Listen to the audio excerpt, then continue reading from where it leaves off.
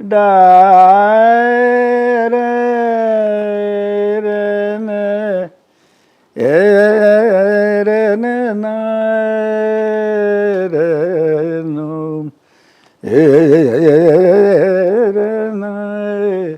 Michael Jackson को सुनने लगे, फिर मुझे जस्टिन बीबर से इंट्रोड्यूस कराया, फिर कोई एक कोरियन ग्रुप भी है बीटीएस, उसको भी बताया।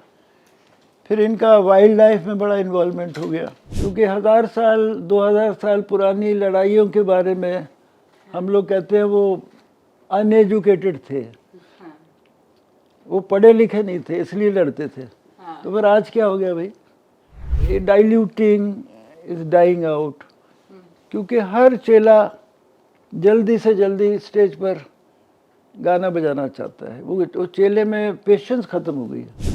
मैंने अपने पिताजी से सीखा, मैंने अपनी माताजी से सीखा, अरे भाई गुरुजी का भी नाम बता दे, तो उस नाम बताने में दिक्कत हो रही है। तो ये बड़ी अफसोस की बात है। नहीं तो तुम्हारा कर्नाटक हमारा हिंदुस्तानी, ये क्या, it's not a very comfortable word. मैं कई दफ़ा अपने यंग म्यूजिशियन से कहता हूँ कि हम दुनिया में आनंद देने आए या तकलीफ देने आए, क्योंकि क्लासिकल म्यूजिक का ट्रेजेडी ये है कि मुखडा पकडा और दुखडा शुरू हो गया। नमस्कार, ही गोष्ट आहे 1960 मधली। विख्यात सरोदवादक हाफिज अली खा यांना पद्मभूषण पुरस्कार प्राप्त झाला होता। हा पुरस्कार वितरण सोहळा झाला दिल्लीत। पुरस्कार वितरण सोहळ्यानंतर राष्ट्रपती भवनात चहापानाचा कार्यक्रम होता। सगळे पुरस्काराचे मानकरी त्या कार्यक्रमाला होते। राष्ट्रपतींनी सगळ्या पुरस्काराच्या मानकऱ्यांची भेट घेतली। त्यासोबतच त्यांनी अर्थातच ते हाफिज अली खा साहेबांना भेटले। भेटल्यानंतर राष्ट्रपतींनी हाफिज अली खा साहेबांना विचारलं, तुम्हाला काय हवंय ते मागा। त्यावर हाफिज अली खा साहेब म्हणाले, सध्या दरबारी राग दरबारी वेगवेगळ्या मैफिलीत सादर केला जातो, पण त्याचं स्वरूप योग्य नाही। कृपया तुम्ही त्याचं पावित्र्य जपण्याचं काम करा। दुसरा एखादा कलाकार असता तर त्याने स्वतःसाठी घर मागितलं असतं, कुठली तरी भौतिक गोष्ट मागितली असती, पण एखाद्या कलाकाराची आपल्या कलेप्रती असलेली निष्ठा म्हणजे काय याचं हे मूर्तिवंत उदाहरण होतं। अशा या हाफिज अली खा साहेबांचे सुपुत्र आणि विख्यात सरोदवादक म्हणजे उस्ताद अमजद अली खा साहेब। पद्मविभूषण पुरस्काराने सन्मानित असलेले हे ज्येष्ठ कलाकार म्हणजे भारतीय शास्त्रीय संगीतातलं सर्व परिचित असं विलक्षण व्यक्तिमत्व। येत्या 4 एप्रिलला त्यांच्या सरोदवादनाची अनुभूती आणि केवळ त्यांच्याच नव्हे तर त्यांच्या दोन्ही मुलांच्या आणि नातवंडांच्या देखील सरोदवादनाची अनुभूती घेण्याची संधी पुणेकरांना मिळणार आहे। सकाळतर्फे या मैफिलीचं आयोजन करण्यात आलं आहे आणि याच मैफिलीच्या निमित्ताने उस्ताद अमजद अली खा साहेब हे आज आपल्यासोबत आहेत। त्यांच्याशी संवाद साधण्याची संधी आपल्याला मिळाली आहे। नमस्कार, मी महिमा ठोंबरे आणि माझ्यासोबत आहेत गायिका, रचनाकार आणि संगीताच्या अभ्यासक सायली पानसे शेल्लीकरी। नमस्कार। आम्ही आज उस्ताद साहेबांशी गप्पा मारूत, संवाद साधून त्यांच्याकडनं अनेक गोष्टी जाणून घेणार आहोत आणि त्यांच्याकडून खूप साऱ्या गोष्टी शिकणार आहोत। तर सर्वप्रथम उस्ताद साहब, आपका बहुत बहुत स्वागत और तहे दिल से शुक्रिया हमें आपका वक्त देने के लिए। तो हम पूना में आपकी कॉन्सर्ट्स कई बार हुए हैं, हमने कई बार आपको सुना है। तो मैं पहले इसी सवाल से शुरुआत करना चाहूँगी कि पूना की कौन सी महफिल ऐसी है जो आपको आज तक याद है, ऐसे अगर कुछ आप हमें बता सकेंगे। ये बताना बड़ा मुश्किल है, क्योंकि बहुत यंग टाइम से मैं आ रहा हूँ यहाँ पर, और यहाँ के श्रोताओं का, संगीतकारों का बहुत प्यार, आशीर्वाद हमेशा मिला। और ये पूना ही है जो अगर हम सुबह 5 बजे भी बजाते हैं तो 10,000 लोग यहाँ बैठ जाते हैं। नहीं तो हर शहर की अपनी अलग कहानी है। तो पूना में संगीत का माहौल बहुत ही घर घर में ही है, और अच्छे सुनकार हैं और अच्छे कलाकार भी हैं। हर घर में कोई ना कोई गाना बजाना होता है। लेकिन हमारा बहुत ज़्यादा संबंध पंडित भीमसेन जोशी जी से रहा और उन्होंने हमेशा हमें एक खलीफा जैसे होता है, खलीफा कहते हैं उस्ताद का जो बच्चा होता है उसे खलीफा कहते हैं। तो पंडित जी ने खुद ही इस बात को कहा कि उन्होंने इन स्ट्रगलिंग डेज, वो जब गुरु की तलाश में घूम रहे थे तो काफ़ी लोगों से सीखा। तो ग्वालियर आए थे वो, और ग्वालियर में हमारे पिताजी को गाने का भी बहुत शौक़ था, वो गाते थे और हमको गाकर ही सिखाते थे।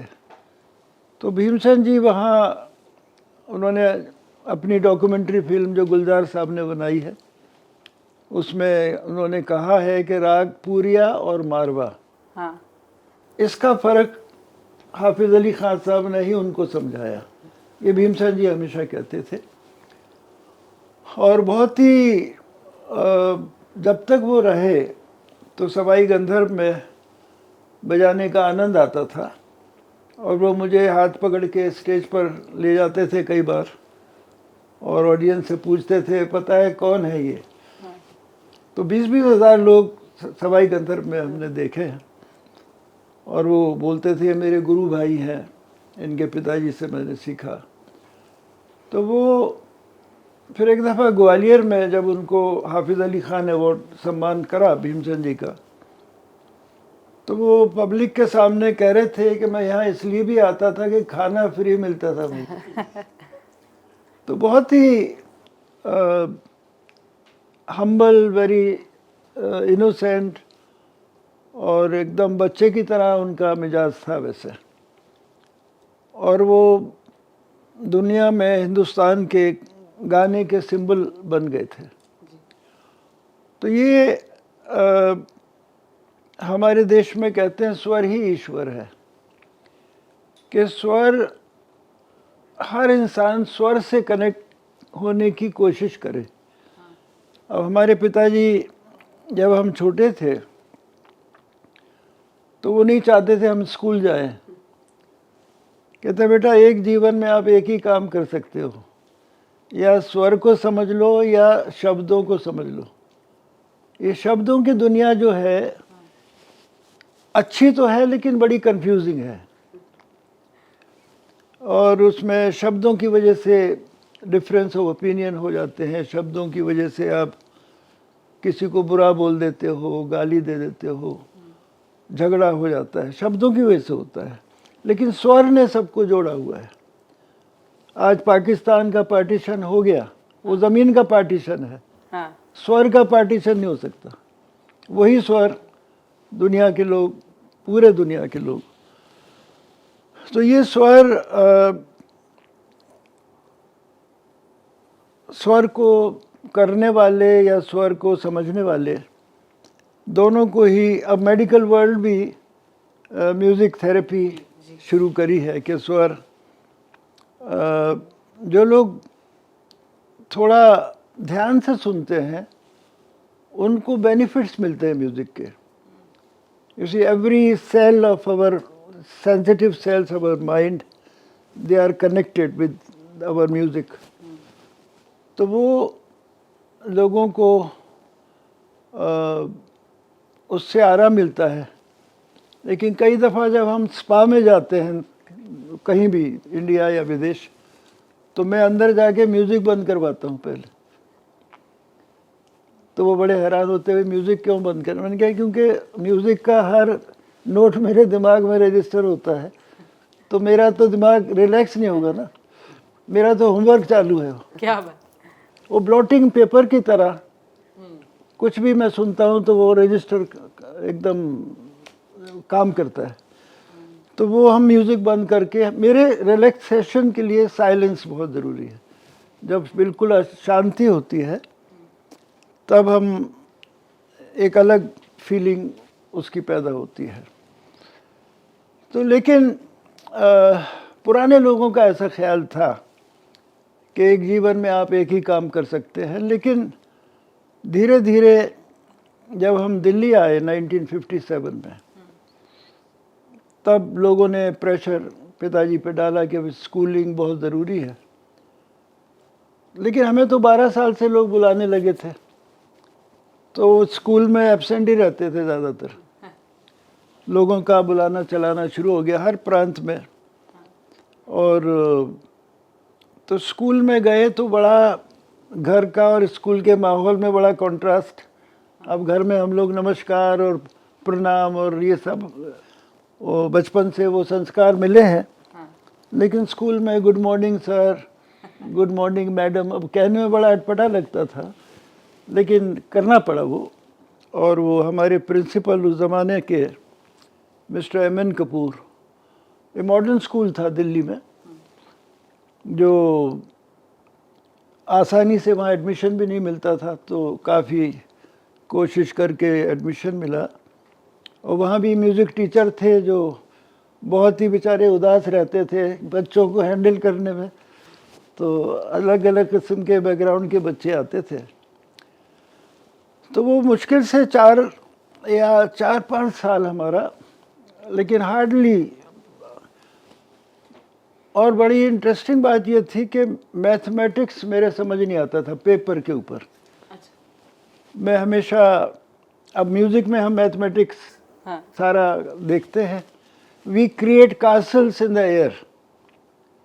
हम लोग जो महल बनाते हैं सपनों का, वो हवा में होता है सब कुछ। लय भी हवा है, म्यूज़िक भी हवा है, कोई देख नहीं सकता। ना म्यूज़िक देख सकते आप, ना लय को देख सकते, ना भगवान को देख सकते। यानी वो भगवान जो जन्म मृत्यु देता है, वो कौन है? तो हम उसको सिजदा करते हैं, जो जन्म मृत्यु देता है। तो हमारे पिताजी बड़े चिंतित हो गए। वो एक दिन स्कूल आए और प्रिंसिपल साहब से मिले कि कपूर साहब, इनका मैथमेटिक्स कैसे ठीक होगा? कहने, खान साहब ये कभी मैथमेटिक्स में पास नहीं करेंगे और मैं इनको कभी फेल नहीं करूँगा। क्या बात, क्योंकि ये सरोद बजाने के लिए आए हैं। अब can you imagine any principle of any country, ऊपर इतना प्रेशर रहता है प्रिंसिपल के, बेचारा वो अपनी मन की काम कर ही नहीं सकता। तो वो, लेकिन वो 4-5 साल उस स्कूल में, 4-5 साल की वजह से I could face the world. मैं स्टैनफोर्ड में रेजिडेंसी करी, इंडियाना यूनिवर्सिटी में रेजिडेंसी करी, यॉर्क यूनिवर्सिटी में रेजिडेंसी करी। तो रेजिडेंसी यानी मैं सरोद नहीं सिखाता था music, what is the difference between western music, Indian music. और हमारे म्यूज़िक की जो सबसे बड़ी खूबी है, जो एक ब्लेसिंग्स है भगवान की, मींड जो है, स्लाइड्स एंड ग्लाइड्स,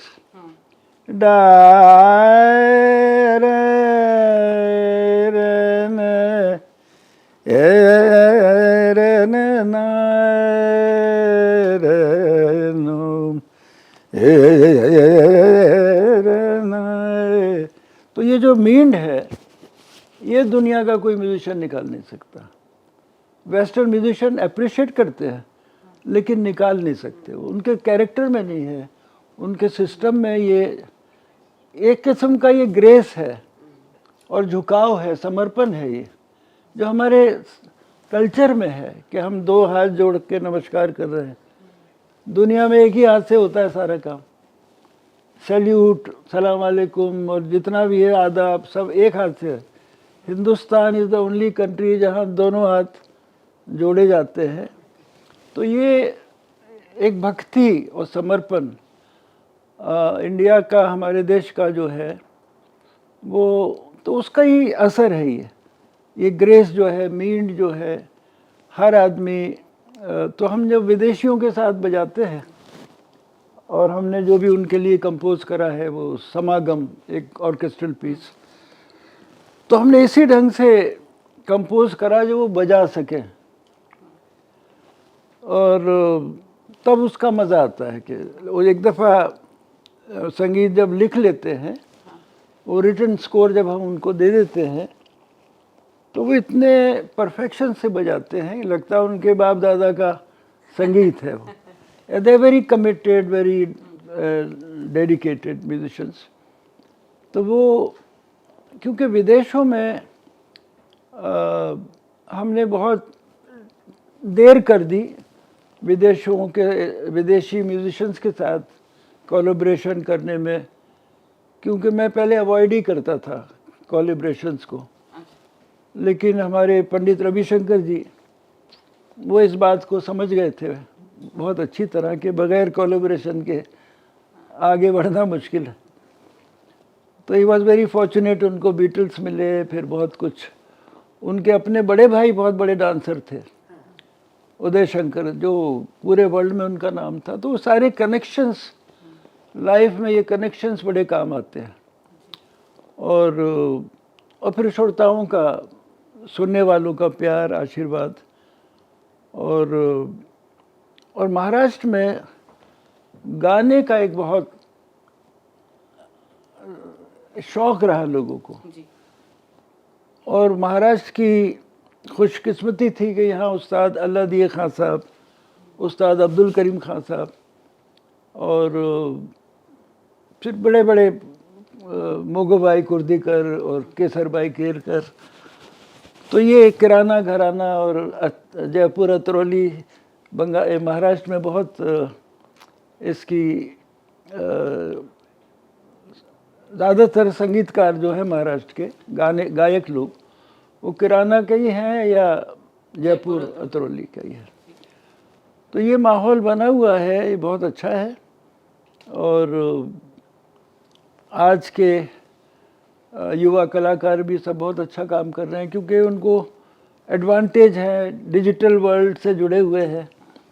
हम लोग छोटे से, हमारे घर में टेप रिकॉर्डर ही नहीं था, और कहाँ से, तो वो रियाज एक नेचुरल रियाज होता था कि बस रियाज करते रहो। क्योंकि पहले के उस्ताद लोग, पहले के गुरु लोग ये बात सुनना नहीं पसंद करते थे कि कितने दिन में आप सीख जाओगे।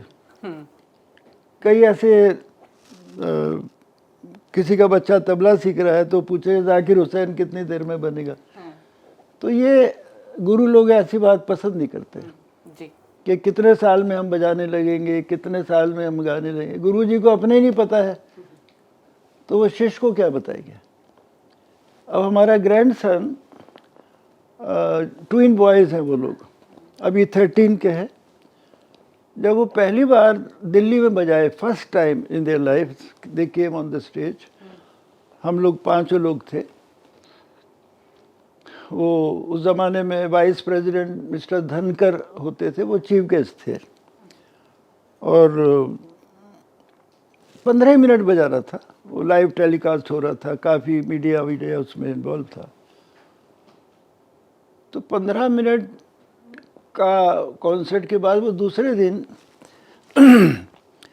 यानी कम उम्र के बच्चों को स्टेज पे इसलिए भेजा जाता है कि they should understand the feeling of the stage. कोई बच्चा रोने लगे वहाँ जाके, या कोई नर्वस हो जाए, कोई भाग जाए, कोई कुछ करे, तो ये ऐसा लगा, उनको आनंद आया, उनको खुशी मिली कि नेक्स्ट डे एक बच्चा मुझे पूछ रहा है कि दादा अब हमारा अगला प्रोग्राम कब है।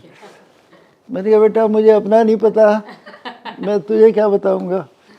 तो ये बात सुन के अच्छा लगा कि अब आज के दौर में हर बच्चा मोबाइल से कनेक्टेड है, और एक बड़ा ये भी मोबाइल और आईपैड, यही सारी चीज़ें। माइकल जैक्सन को सुनने लगे, फिर मुझे जस्टिन बीबर से इंट्रोड्यूस कराया, फिर कोई एक कोरियन ग्रुप भी है BTS, उसको भी बताया। फिर इनका वाइल्ड लाइफ में बड़ा इन्वॉल्वमेंट हो गया।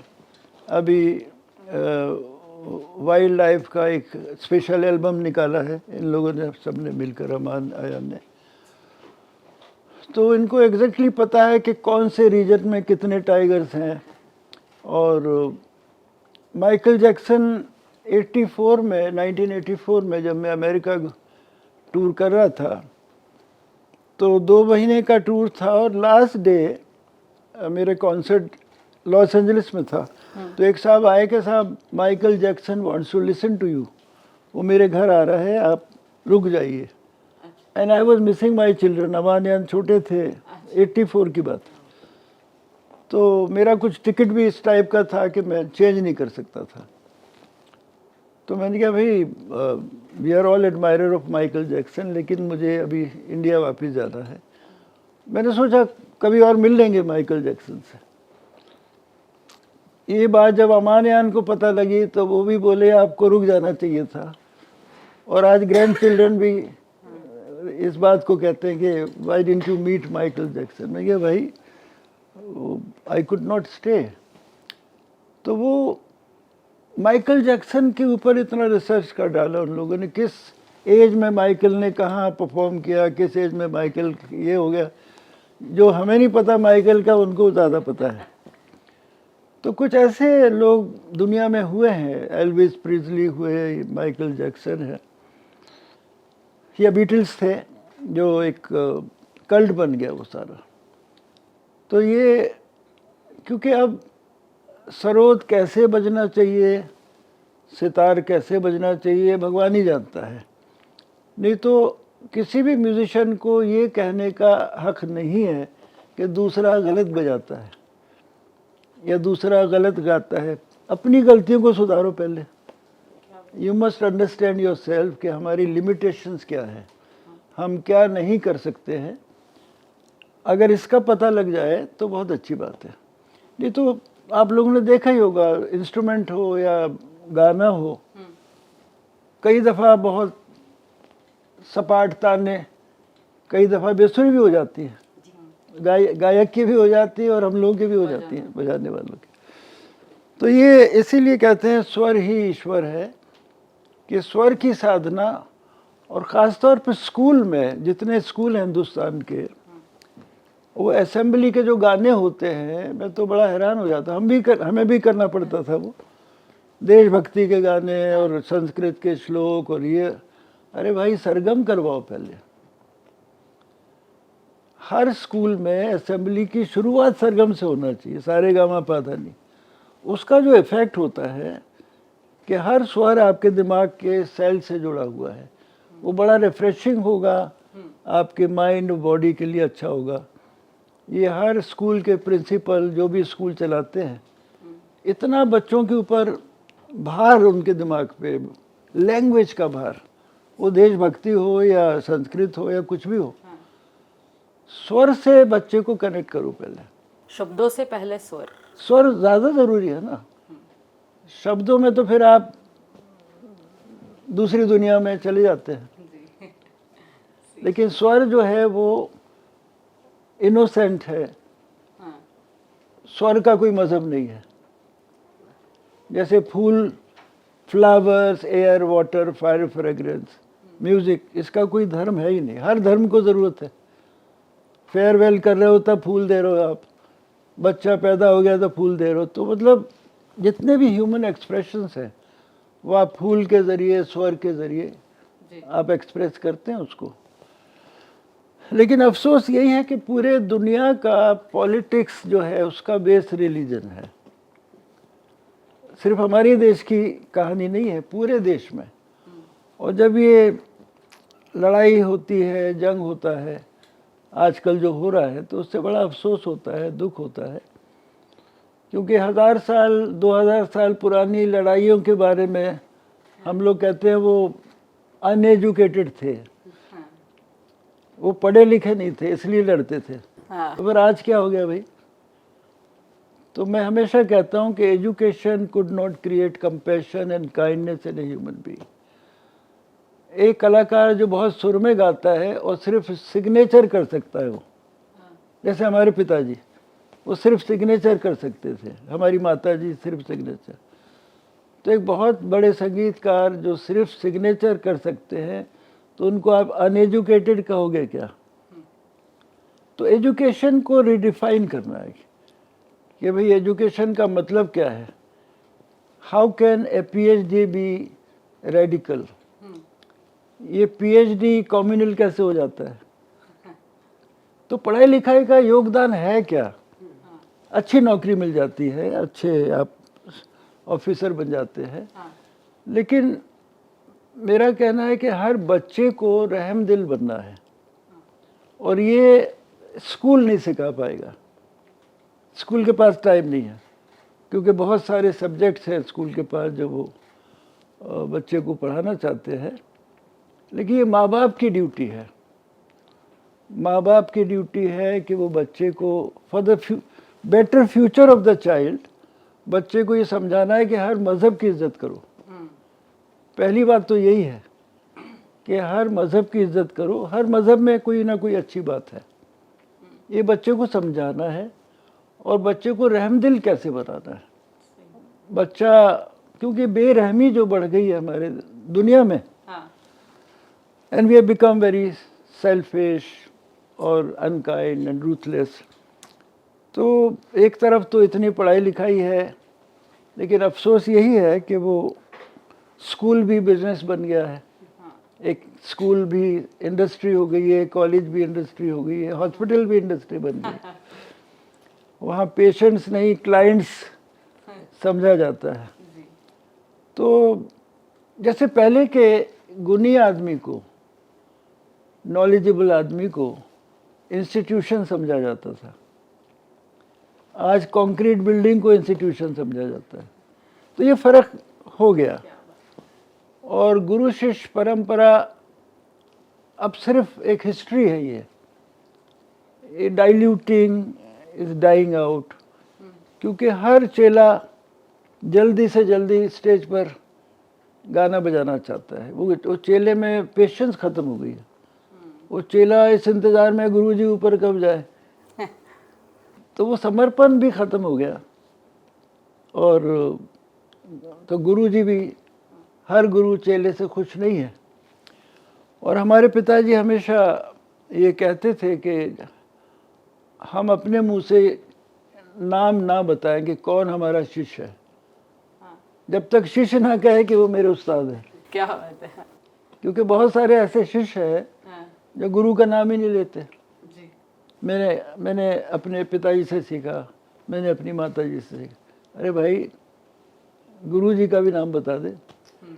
तो उस नाम बताने में दिक्कत हो रही है, तो ये बड़ी अफसोस की बात है। आपने अभी गुरु शिष्य का जिक्र किया, तो आपने जिस तालीम, जिस पद्धति से ली है, तो वो गुरु शिष्य परंपरा बहुत ही स्ट्रिक्ट और फॉर्मल थी, और अभी आप जो तालीम दे रहे हैं वो बहुत ही इनफॉर्मल और कैजुअल, मतलब जो आपने सीखा उससे बहुत ही अलग है। तो आप कौन सी प्रेफर करते हैं, आपको कौन सी ज़्यादा पसंद है? नहीं, हर ईरा के सरकमस्टेंसेस अलग थे। कि हमारे घर में एजुकेशन का मतलब म्यूज़िक ही था। वो चाचा हो, बड़े भाई, हमारे 2-3 बड़े भाई थे, तो and I was the youngest child, unexpected child, जो भी आप कहें।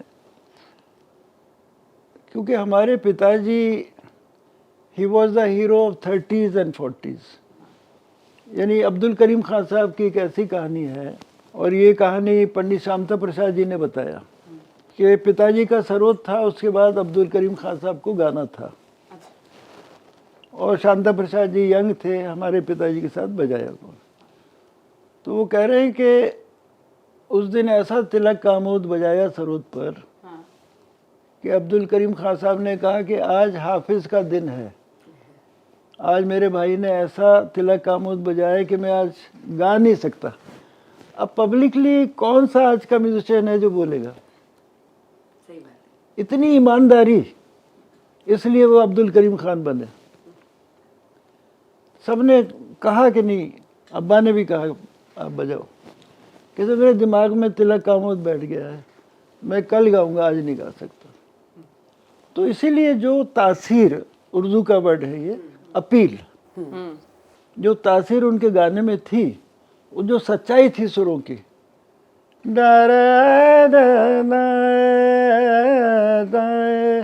हाई पिच पे गाते थे, ए ना ए रे तना डा डा रा डा डा डा। तो वो आखिर लाइफ उनकी आप देखिए कहाँ वो गए, कहाँ जाके बैठे और गाते गाते वो यहीं महाराष्ट्र में उनका स्वर्गवास हुआ। वो कौन सी जगह है आप लोग, मिराज में या कोई दूसरी जगह है। तो वो अच्छा वो पहले गायक थे नॉर्थ इंडियन जो मैसूर दरबार में कोर्ट म्यूजिशियन थे वो, और उन्होंने ही साउथ इंडिया में अपना I mean I don't feel very comfortable to say Hindustani and Karnataka. Karnataka जैसे कोई जापानी है। ये किसने शुरू करा ये? अब वक्त आ गया इसको ख़त्म करना चाहिए। कर्नाटक किस बात का कर्नाटक? एक स्टेट है वो। इंडियन क्लासिकल गाने बजाने से कर्नाटक का क्या मतलब? और फिर उस ज़माने में हो सकता है उसी लैंग्वेज में लोग गाते होंगे। आज तो 5 स्टेट हो गए साउथ में, तो वो मलयाली भी, आंध्रा का भी, और सब जगह के गाने हो रहे हैं। तो Indian classical music of south, Indian classical music of north, ये आराम से हम समझा सकते हैं। नहीं तो तुम्हारा कर्नाटक हमारा हिंदुस्तानी, ये क्या, it's not a very comfortable word, जो मुझे कभी भी अच्छा नहीं लगा ये। तो वो उनकी वजह से अपना नॉर्थ इंडियन म्यूज़िक साउथ में पहुंचा। और हमारे पिताजी कहते हैं कॉन्सर्ट में जितनी भी साउथ इंडियन लेडीज़ डायमंड्स वगैरह पहन के आते थे, कि खान साहब का जब गाना होता था वो सारे डायमंड निकाल के रुमाल में डाल के उनके चरणों में स्टेज पे रख देते थे। अपील, ऐसा अपील होता था कि लोग, ये हमारे देश का एक परंपरा रही है कि राजा महाराजा भी कलाकार को डायमंड का हार दे दिया या ये इनाम देते थे, खुशी में इनाम देते थे। और फिर बचपन में हम लोगों को कोई बड़े संगीतकार कोई सुनते थे तो वो भी आशीर्वाद के तौर पे 101 रुपया दे दिया, या आज चॉकलेट दे सकते हैं आप किसी को। तो वो एक बहुत बड़ा इनकरेजमेंट होता है। तो वो 30s 40s के हीरोज थे ये लोग।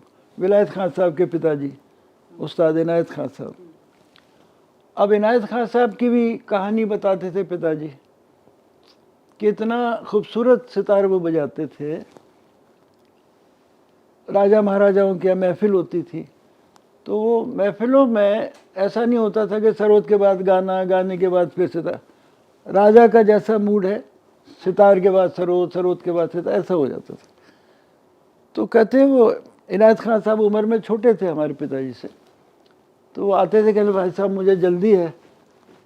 उनका कोई शाम इवनिंग रिचुअल होता था, तो उसकी जल्दी में रहते थे वो, कि मुझे जल्दी जाना है, मैं पहले बजा लूँ। तो कहते बेटा मैं मना नहीं कर पाता था। अब ये भी कंटेम्प्रेरी म्यूजिशियन की हमारे पिताजी बात कर रहे हैं। कहते वो सितार बजाता था तो लगता था उसके हाथ में परियां उतर गई हैं। कौन कहेगा ये बात? कहते मुझे उसके बाद बैठना मुश्किल पड़ जाता था, मुझे टाइम लगता था जमाने में। नहीं तो हमारी फील्ड में आप जिससे भी पूछो कैसा रहा, कहते हमने बहुत अच्छा रहा पूरा। आगे वाले की कोई बात नहीं करता कि वो कैसा गाया या बजाया, सुनता ही नहीं आजकल। तो दिल खोल के तारीफ करना चाहिए जिसको भी आप सुनते हो, बड़ा हो छोटा हो कोई हो। लेकिन धीरे धीरे करके ये हुआ कि एक आर्टिस्ट अपना परफॉर्मेंस करा और निकल जाता है, दूसरे को सुनते ही नहीं। पहले के लोग बैठते थे, सुनते थे। और वेरी रिसेंटली, यानी 70s की बात है, लेजेंडरी बेगम अख्तर, उनका और मेरा प्रोग्राम श्रीनगर में था, ऑल इंडिया रेडियो ने ऑर्गेनाइज करा था। तो 1.5 घंटा उनको गाना था, 1.5 घंटा मुझे बजाना था। उस ज़माने में भगवान सहाय गवर्नर थे वहाँ पर। तो आई टुक इट फॉर ग्रांटेड कि मैं पहले बजाऊंगा और वो बाद में गाएंगी। अब मैं ग्रीन रूम में आया तो वो बैठी हुई है बेगम अख्तर। तो मैंने कहा बेगम साहब मैं शुरू करता हूँ। कहते नहीं अब वो हमारे बुजुर्गों की इतनी इज्जत करती थी, कहती है आपके बाद मैं नहीं गा सकती।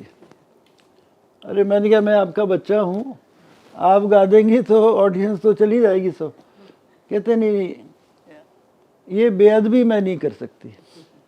यानी वो मुझे वो पूर्वजों के रूप में देख रही थी। ऐसे होते थे म्यूजिशियन लोग, वो भक्ति। और वो इतने में लोग आ गए कि जी चलिए ऑडियंस आ गई है आपको।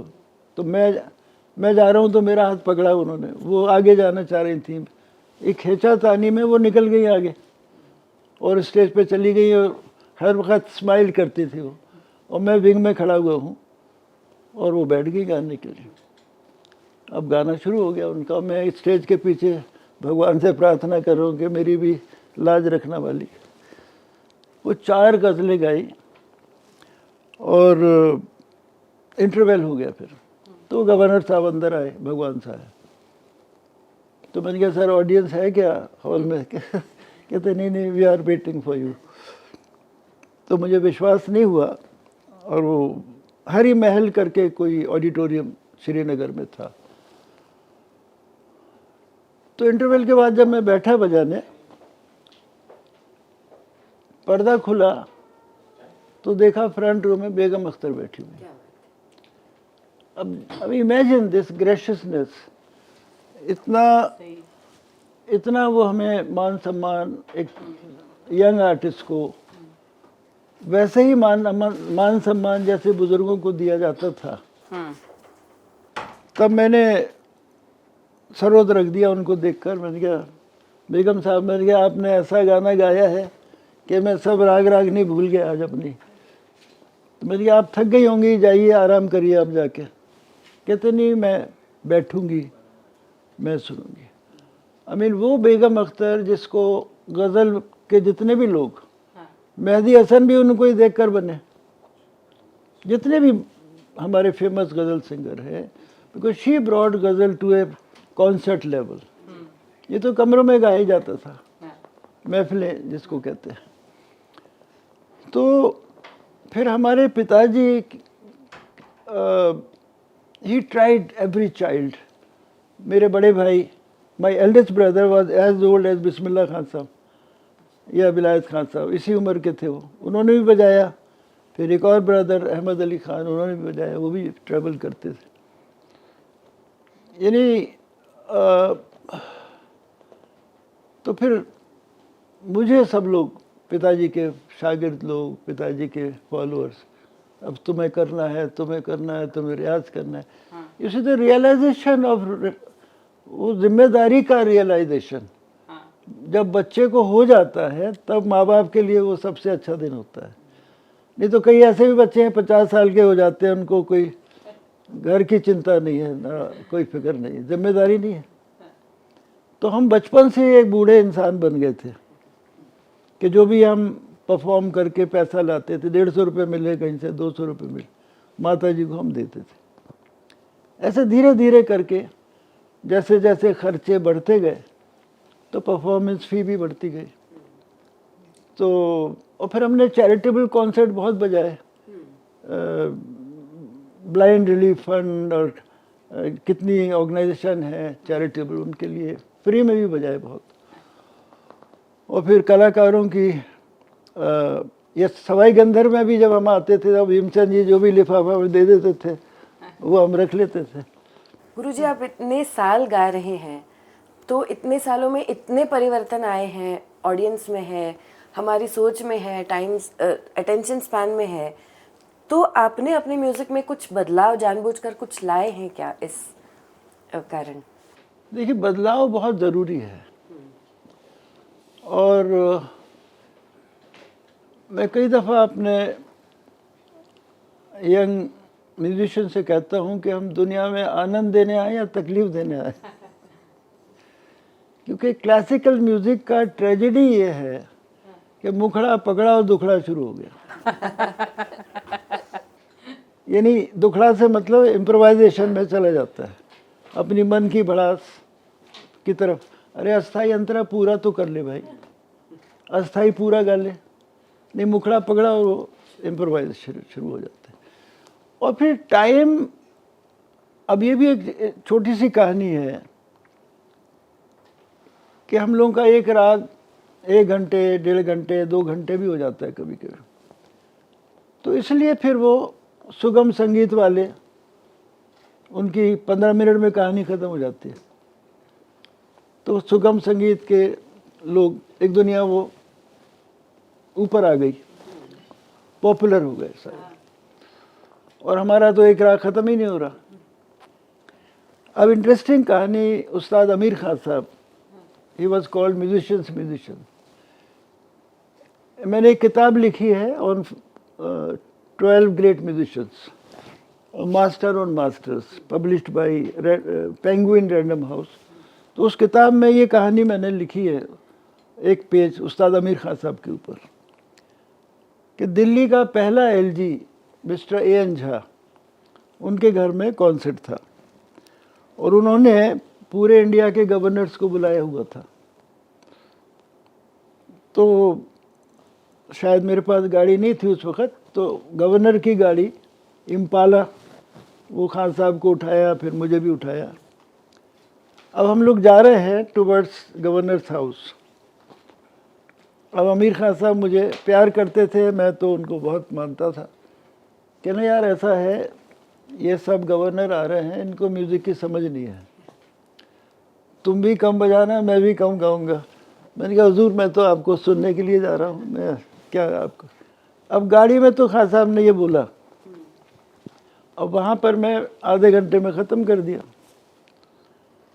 अब इनका गाना जो शुरू हुआ, तो स्पॉटलाइट थी हम लोगों के ऊपर, दिख नहीं रहा लोग, और हम 5-7 लोग ऐसे थे जो खान साहब की तारीफ़ कर रहे थे। अब उनका एक बड़ा स्ट्रॉन्ग कैरेक्टर था कि वो एक राग गाते गाते दूसरा शुरू हो जाते, मारवा गा रहे हैं, अचानक दरबारी शुरू, वो रुकते नहीं थे, इतना कंट्रोल था उनको। ये तो हर म्यूजिशियन रुकता है, तंबूरा मिलाता है दूसरा राग से, वो फ़ौरन स्विच ओवर करते थे। तो वो गाते गाते हम लोग वाह वाह वाह वाह कर रहे हैं, तो दूसरा राग शुरू कर दिया उन्होंने। अब वो गवर्नर ने मेरी तरफ इशारा करा कि कब बंद करेंगे। अब हमारा गवर्नर का साइन लैंग्वेज चल रहा, तो मैंने कहा हमें नहीं पता, यू टेक योर गेस्ट। वो डिनर टाइम था पक्का, तो गेस्ट जाने लगे बाहर। खान साहब गाए जा रहे हैं, हम लोग वाह वाह वाह वाह वाह, उनका और मन लग रहा है, वो गाए जा रहे हैं। तो धीरे धीरे करके सारी ऑडियंस चली गई। अब गवर्नर अकेला बैठा हुआ है सिर्फ। अब खान साहब ने जब तीसरा राग भी शुरू कर दिया, तो गवर्नर कह रहा मैं क्या करूँ, मैंने कहा आप भी जाइए। There is nobody in the audience, वो खान साहब हमारे गाए जा रहा है, हम लोग वाह वाह वाह वाह बहुत अच्छे। अब्रप्टली फिर शायद उनकी निगाह पड़ी, एंड ही रियलाइज के कोई है ही नहीं ऑडियंस में। तो मैं पास ही बैठा था, एकदम हाथ रखा, कहते यार कुछ ज़्यादा हो गया आज। मैं कहा नहीं खान साहब, बड़ा मज़ा आ रहा था, बहुत अच्छा। अब देखिए, will you call Ustad Amir Khan Sahab as a representative of Indian classical music? हम भगवान से यही प्रार्थना करते हैं कि I should never be the cause of humiliation of music, संगीत के निरादर का कारण मैं ना बनूं। तो इसीलिए सेंस ऑफ प्रोपोर्शन ख़त्म कब करना है हमको। नोबेल पीस प्राइज़ के लिए हमें इनविटेशन आया, कैलाश सत्यार्थी जी को नोबेल पीस प्राइज़ मिल रहा था, तो हमें बजाने के लिए बुलाया और रिक्वेस्ट क्या थी, 5 ही मिनट बजाओ। तो ऐसी रिक्वेस्ट से लगता है भाई हम नहीं आते 5 मिनट के लिए। ये इंस्टिंक्टिव किसी भी कलाकार का रिएक्शन होता है। लेकिन सबने रियलाइज़ कराया कि भाई it's a very important thing. अब वो 5 मिनट बजाना एक चैलेंज हो जाता है कि आप 5 मिनट में क्या करेंगे। विदेशी लोग करते हैं, बड़े बड़े कंपोज़र बेथोवेन, बाख, मोट 6-6 मिनट के पीस बजाते हैं, वो लोग बनाते हैं। तो अमान अयान हम लोगों ने बैठ के डिस्कस करा क्या करना है, कैसे करना है। तो कितना पैसा खर्च कर दिया उन्होंने, नॉर्वे गवर्नमेंट ने, और कह रहे हैं 5 ही मिनट बजे। लेकिन वो 5 मिनट 10,000 लोग तो वहाँ सुन रहे थे। आज वो यूट्यूब पे भी है, जी। वो नोबेल पीस प्राइज़ का। रागा ऑफ पीस आप हाँ शायद। और वो पाकिस्तान से वो मलाला है, यूसुफजई। यूसुफजई, और वहाँ के म्यूजिशियन को वो भी आया था। तो ये सेंस ऑफ प्रोपोर्शन जो है वो हमारी फील्ड में कहीं ना कहीं वी हैव मिस्ड आउट। अब जितने भी यंग म्यूजिशियन आ रहे हैं वो और भी दिखाना चाहते हैं कि how great Pandit I am, how great Ustad I am. वो मुझसे भी ज़्यादा लंबा राग बजाएगा। तो पॉइंट ये नहीं है कि भाई आप कितनी देर बजा सकते हैं, लेकिन आप जनता को कितना अच्छा लगा, दैट इज़ मोस्ट इम्पोर्टेंट, कि लोगों को आनंद आना चाहिए। जी सर, आपने इंडस्ट्री की बात की, आजकल हॉस्पिटल की भी इंडस्ट्री है, वैसे म्यूजिक को भी इंडस्ट्री कई दफ़ा कहा जाता है, जो बॉलीवुड है वो है। लेकिन मेरा सवाल ऐसा है कि प्रोफेशनलिज्म और कमर्शियल अप्रोच, इसमें बहुत एक थिन लाइन है। तो एक कलाकार को प्रोफेशनल होना कितना ज़रूरी है और कमर्शियल अप्रोच दूर रखना कैसे वो कर सकता है कि कमर्शियल नहीं होना है लेकिन प्रोफेशनल होना है। तो ये इसके बारे में आपसे सुनना। हमारी फील्ड में आपको बहुत सारे ऐसे म्यूजिशियन मिलेंगे जो कहेंगे साहब मैं ऑडियंस की परवाह नहीं करता, मैं जो चाहता हूँ वही गाता हूँ, मैं जो चाहता हूँ वही बजाता हूँ। तो ये अप्रोच का फ़र्क है। लेकिन मेरा ये कहना है कि जब आप स्टेज पर आ गए हो तो यू आर ए एंटरटेनर, ये आपकी ड्यूटी है। हम जब छोटे थे तो नुमाइशें होती थी छोटे छोटे शहरों में, रामपुर में, अलीगढ़ में, हाथरस में।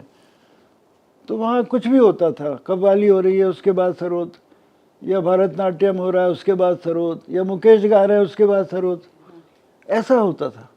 तो उससे हम लोगों को एक्सपीरियंस आया कि इज़्ज़त आबरू के साथ कैसे उठना है, क्योंकि अब स्टेज पर तो बैठ गए हैं, मुकेश जी का गाना हो गया, उसके बाद हम क्या करेंगे, कैसा सरोद बजाए, जब वो जनता जो बगैर टिकट के आई हुई है उनको कैसे खुश करेंगे। तो ये ड्यूटी रहती है। तो जो भी स्टेज पर आता है वो एक एंटरटेनर है, इसको हर म्यूजिशियन को समझना है। और फिर आपकी ड्यूटी है कि आप लिसनर्स को आनंद दें, तकलीफ ना पहुंचाए, ये सबसे बड़ी बात है। तो sense of proportion is very very important, कि एक राग को 2 घंटे के बजाय आप छोटा छोटा कई बंदिशें बजा सकते हैं, गा सकते हैं, ताकि लोगों का आनंद बना रहे। और अगर कोई सेमिनार है, जैसे आपने हमारे पिताजी की कहानी सुनाई दरबारी की, तो वो ऐसे भी लोग आए दुनिया में जिनको किराए के घर में रहते हैं, उनको सरकारी घर मिल जाता, जिनके पास गाड़ी नहीं है उनको गाड़ी मिल जाती, लेकिन उनको उन सब बातों की चिंता नहीं है। वो कह रहे हैं कि दरबारी प्योरिटी बचाइए। अच्छा, वही नहीं, उनको प्रोटोकॉल का भी नहीं पता था कि आप प्रेसिडेंट से पहले नहीं जा सकते। आखिर बात क्या हुई, तो राष्ट्रपति जी घबरा गए, कहते खान साहब मैं ये सब करूँगा, आप बताइए और क्या करूँ। कहते अब मेरे नमाज का वक्त हो गया है, मैं घर जा रहा हूँ। You can talk to president like this. कहते मैं घर जा रहा हूँ, मेरी नमाज का वक्त हो गया है। अब मैं उनके पीछे पीछे, किसी सिक्योरिटी वाले ने उनको रोका भी नहीं। आजकल रोक लेते हैं कि भाई प्रेसिडेंट नहीं जाए तो आप नहीं जा सकते। तो जब घर आए तो पद्म भूषण की बात नहीं बता रहे माता जी को, कह रहे राजेंद्र बाबू ने वायदा करा है कि दरबारी की प्योरिटी बची रहे। ऐसे लोग इस दुनिया में आए भगवान भरोसे कि कल सब अच्छा होगा, और कल की कोई प्लानिंग नहीं है। तो ये लोग प्लानिंग नहीं करते थे, यानी वो one has to surrender yourself to God and guru, कि कल अच्छा ही होगा, चिंता मत करो, रियाज करो बस। तो इस परंपरा से हम लोग बड़े हुए, पले, और यही सोच विचार से। और हमारे बहुत सारे आउटसाइडर शागिर्द हैं जिनका हम नाम नहीं बता रहे आपको, इसलिए कि वो कभी खुद कहें। कितने तबला वादक हैं, हमने हेल्पिंग हैंड दिया उनको, स्ट्रगलिंग तबला प्लेयर्स को, बहुत सारे हैं, लेकिन उनका भी मैं नाम नहीं बताऊंगा जब तक वो खुद ना कहें। तो ये ईमानदारी का काम है। अगर आपका ईमान सच्चा है तो फिर स्वर भी सच्चा लगेगा। ईमान में खोट है, वो कहते हैं नियत साबुत तो मंजिल आसान। अगर आपकी नियत में पाकीज़गी है, सेक्रेड है, तो perhaps you might achieve your goal of life. और आपकी नियत में आप इंतज़ार कर रहे हैं कि गुरुजी ऊपर कब जाएंगे, तब तो आपका रास्ता बदल जाएगा। और फिर मुझे इस बात की हैरानी होती है कि ये नफ़रत जो इंसानों में फैली हुई है, या लोग फैला रहे हैं, जो नफ़रत फैलती है मज़हब को लेकर, कि अब हिंदू एक चिट्ठी लिखता है तो वो ओम लिखता है, मुस्लिम चिट्ठी शुरू करता है तो वो 786 लिखता है। एक दिन मैंने 786 को ऐड कर दिया, बताइए क्या टोटल आया? 13 वो भी 3 बन जाता है, 786 भी 3 बनता है।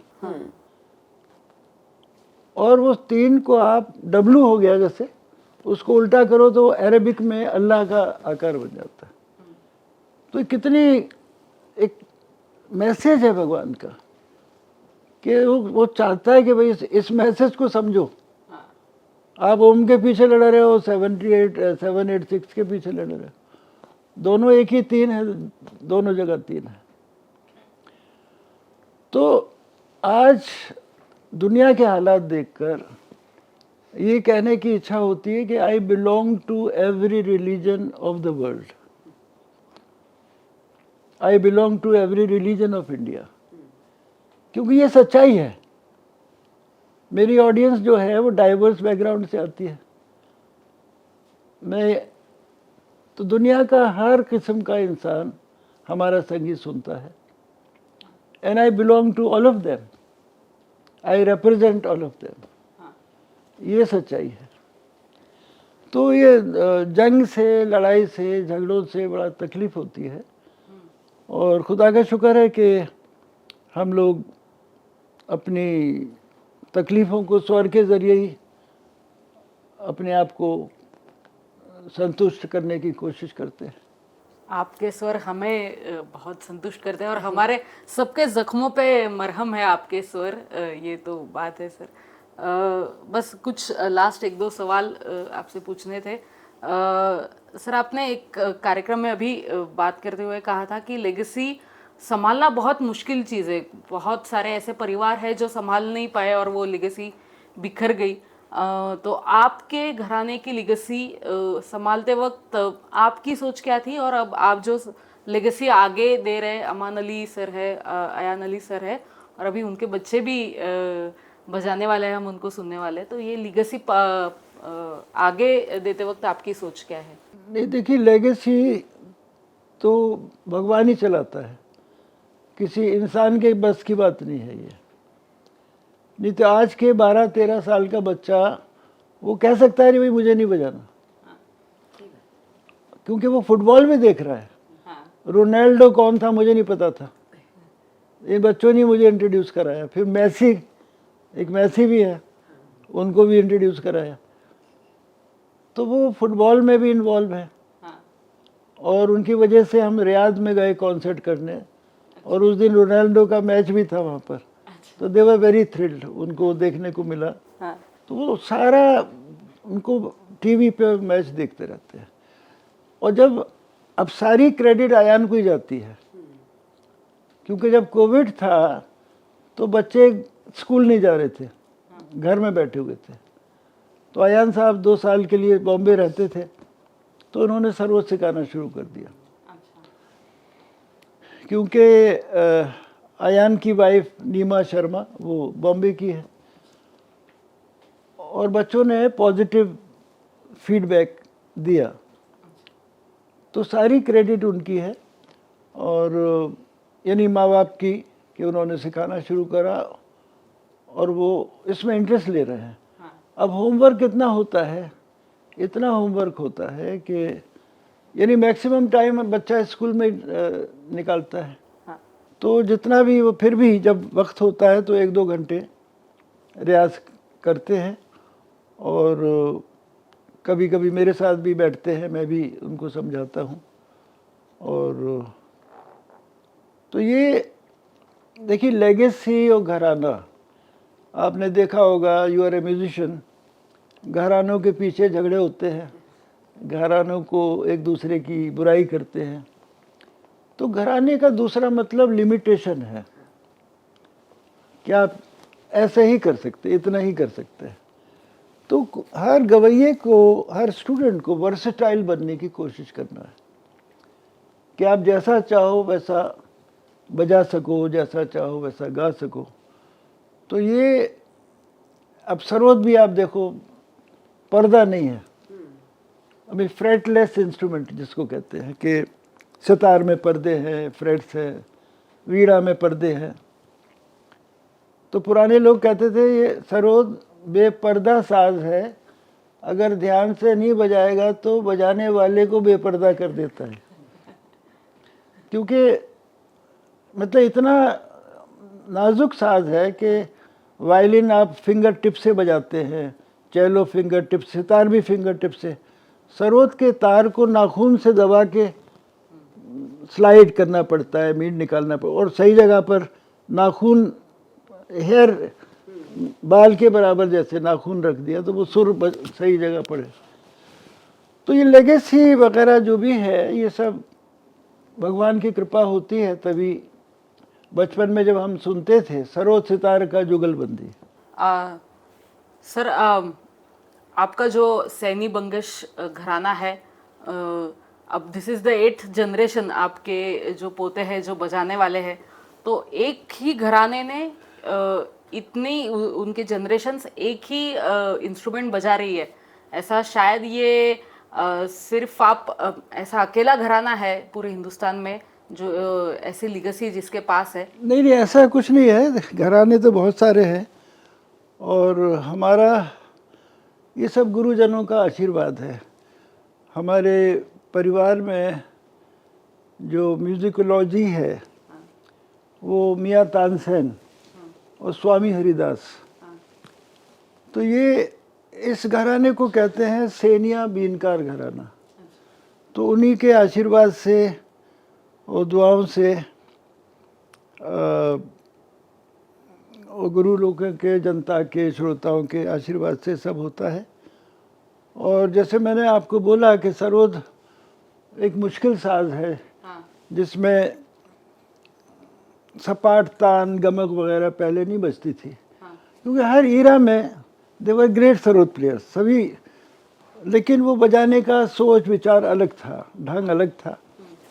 और जब हमने सितार सरोद का जब डुएट सुना तो हम पिताजी से कहते थे कि sir I feel very frustrated, ये तो बड़ा लिमिटेड इंस्ट्रूमेंट है, इसमें तान सपाट, सितार, सितार वाले सपाट तान बजाते हैं, और सरोद मतलब single stroke, single note, single stroke, वो सरोद में मुश्किल था।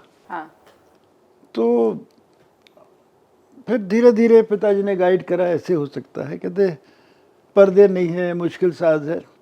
फिर धीरे धीरे हमें ऑफर आए, सितार के साथ डुएट बजाए, फिर डुएट बजाया उस्ताद रईस खां साहब के साथ, उस्ताद इमरत खां साहब के साथ, और फिर एक दिन उस्ताद विलायत खां साहब के साथ भी उनके घर में हम लोग रिहर्सल कर रहे थे।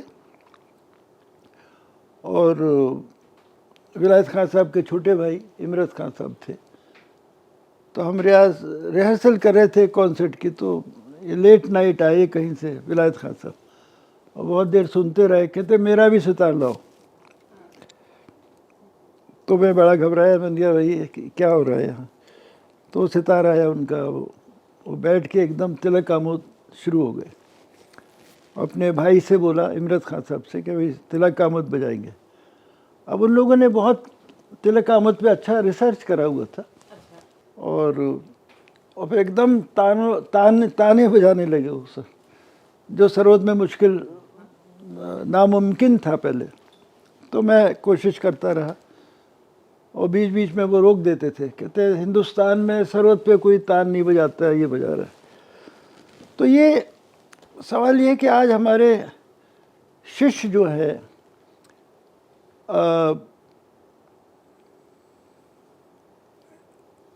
वो हमें उस्ताद मानते हैं, लेकिन जो हमारे शिष्य नहीं हैं, जो हमें सुन सुन कर हमें फॉलो करते हैं, तो वो नाम नहीं लेते। वो किसी के भी शागिर्द हो, लेकिन बजाने से लगता है कि भाई ये अमजद अली खान बजा रहे हैं। तो ये ऐसे हमारी फील्ड में होता है, जी जी। गाने में भी होता है, बजाने में भी होता है कि और पुरानी कहानी है, वो अर्जुन जी के जो गुरु थे एकलव्य, मतलब द्रोणाचार्य से द्रोणाचार्य एकलव्य ने जी। सीखा। हाँ, तो अगर गुरु भक्ति से कोई फॉलो करता है, चाहे वो मेरा शिष्य नहीं भी है, तो वो अपनी मंजिल तक पहुंचता है। सर थोड़ा सरोद घर के बारे में भी, जो लेगेसी सरोद घर में वो मेरा जन्म स्थान है, मेरे पिताजी का भी। तो जब वो हम लोगों ने बीथोवन का घर देखा बॉन में, जर्मनी में, तो उस घर को म्यूज़ियम बना दिया है, बड़ा अच्छी तरह से प्रिजर्व करा है। तो मैं और मेरी वाइफ हम लोगों ने टिकट लेके वो देखा।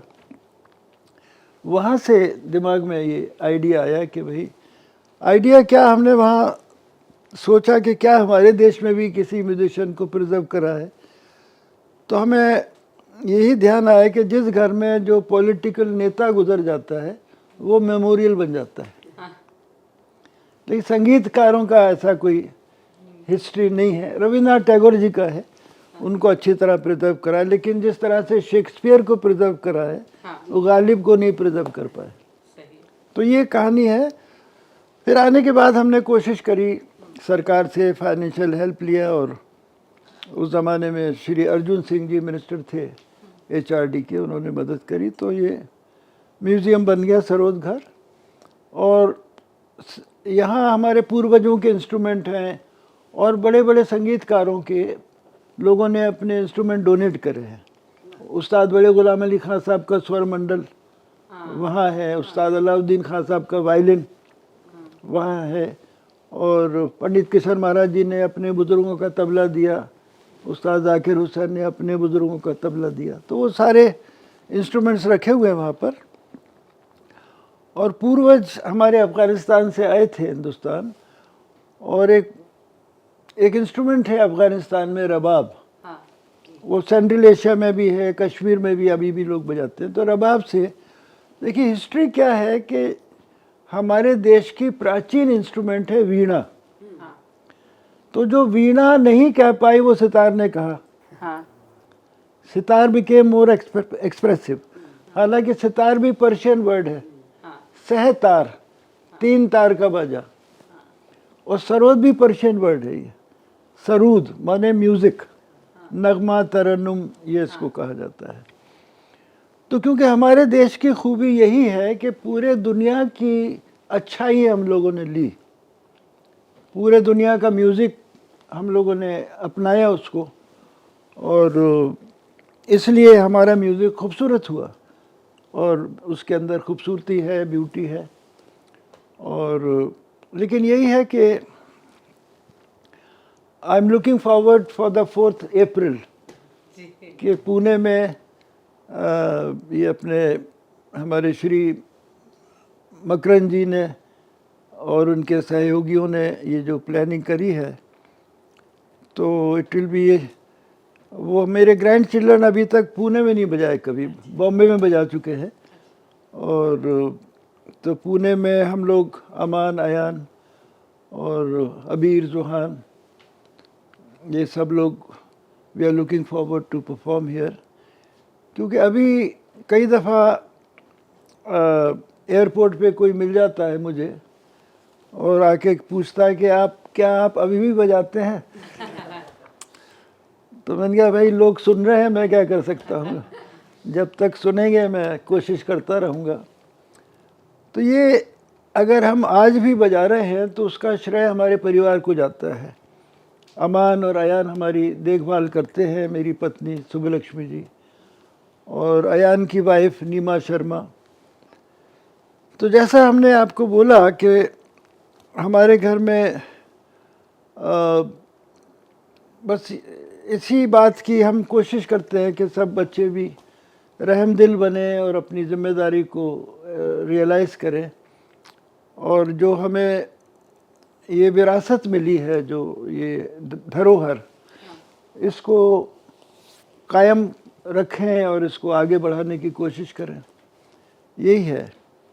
और मुझे तो बहुत खुशी हो रही है क्योंकि आज की यंगर जनरेशन, वो गाना हो, बजाना हो, तबला हो, हर चीज़ में बहुत अच्छा काम कर रहे हैं। और महाराष्ट्र में तो गायक लोग बहुत हैं, वादक भी है। तो ये परंपरा, ओरल ट्रेडिशन जो है, क्योंकि किताब नहीं होती, जब हमें तालीम होती थी, हाँ, वो इतने सीधे लोग थे हमारे पिताजी। हमारी तालीम हो रही है, वो गाकर सिखा रहे हैं कुछ। अचानक 10 लोग आ गए, पहले ज़माने में कोई अपॉइंटमेंट लेकर नहीं आता था, अचानक आ गए तो पिताजी उनको गाना सुनाने लगे। हमारी तालीम बंद हो गई, अब उनको गाना सुना रहे हैं। आध पौन घंटा जब हो गया तो हम पिताजी के कान में कहते थे, साहब उनसे पूछ लीजिए किस लिए आए हो। तो अच्छा बेटा माफ़ करना, किस लिए आए हैं? ये मेरी बेटी की शादी है जी, मैं कार्ड देने आया हूँ। तो इतने सीधे लोग थे, उनको लगता था सब लोग उनका गाना बजाने सुनने के लिए आए हैं। तो ऐसे लोग दोबारा नहीं आएंगे दुनिया में, कि जो समर्पित भगवान को, कला को, ईश्वर को, स्वर को।